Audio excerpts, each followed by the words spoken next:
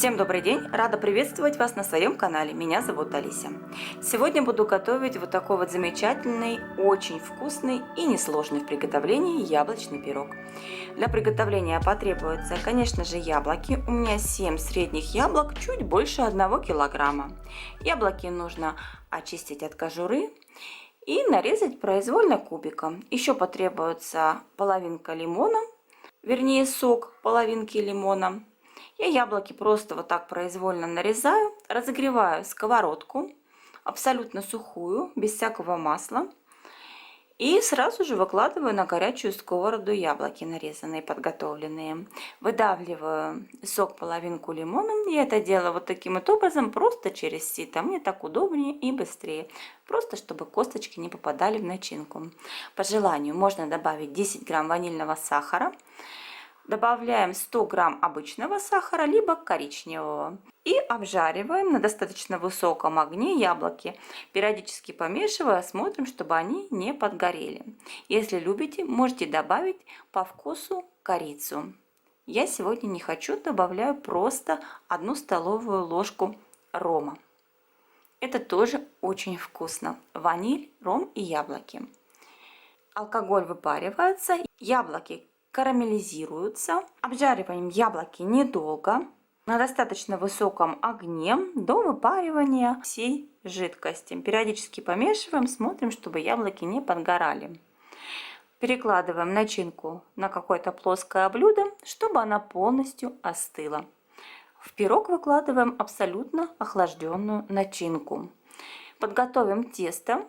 Для теста мне потребуется сахарная пудра 180 грамм, 10 грамм ванильного сахара, щепотка соли, чайная ложечка разрыхлителя, 2 яйца, мука 420 грамм и 200 грамм мягкого комнатной температуры сливочного масла. Слегка перемешаем масло мягкое венчиком и добавим к нему соль, ванильный сахар и сахарную пудру.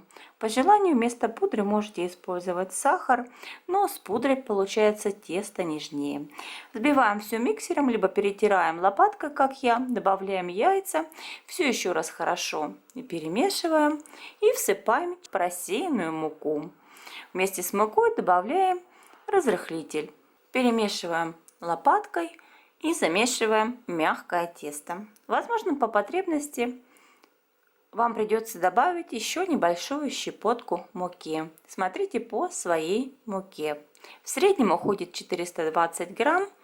Я всыпала уже всю муку, и мне потребуется совсем небольшая часть муки, грамм 10-20 на подпыл.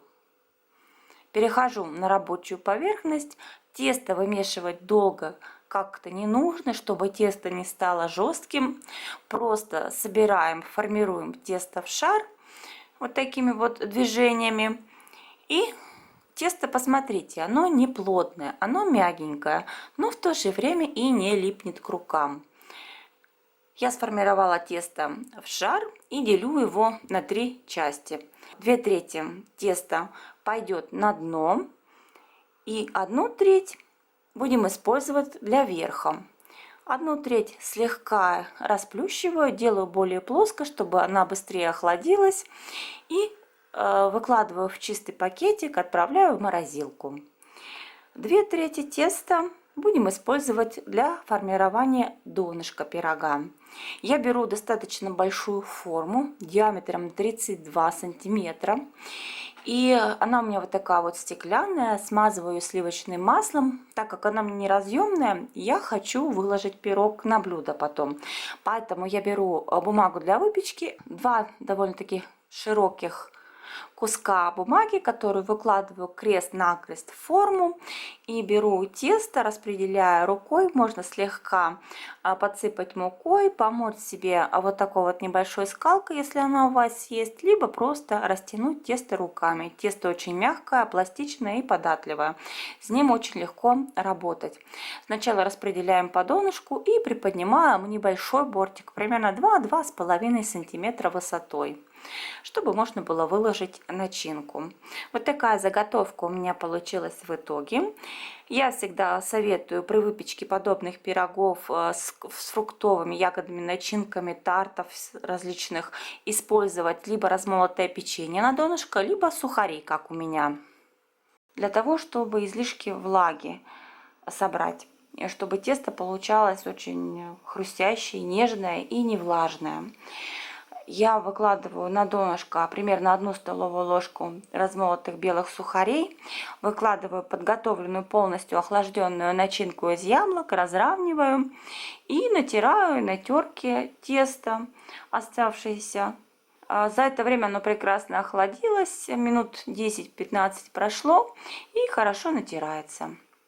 Сформированный полностью пирог отправляем в духовку, разогретую на 190 градусов, и выпекаем. В среднем время выпечки около 50 минут. Ориентируйтесь на свою духовку, возможно, вам потребуется чуть меньше времени, чуть больше. Как я всегда говорю, каждая хозяйка знает свою духовку лучше. Я пирог вынимаю из формы после того, как он постоял минут 10 при помощи бумаги для выпечки. Все хорошо вынимается. И перекладываю на блюдо. Полностью охлаждаю, посыпаю сахарной пудрой и посмотрите, какая прелесть получается. Замечательный, очень вкусный, ароматный пирог. Мне даже здесь корица лишняя. Сливочное нежное тесто, хрустящее сверху корочка, вот это натертое тесто, карамельные яблоки внутри, не слишком сладкие, в меру. Все в нем замечательно и прекрасно. Можно подавать со взбитыми сливками, с шариком ванильного мороженого, просто так. Очень вкусный пирог. И, как вы видели, совсем не сложен в приготовлении. Такой пирог вполне может заменить торт, как на праздничном столе, так и для повседневного семейного чаепития. Просто отличный вариант. Готовьте с удовольствием. Вкусных всем яблочных пирогов. Поддержите меня пальцем вверх, оставьте внизу комментарий. Всем пока, до скорой встречи. Для просмотра всех яблочных рецептов заходите в плейлист «Все с яблоками». Там вы найдете множество других рецептов и заготовок.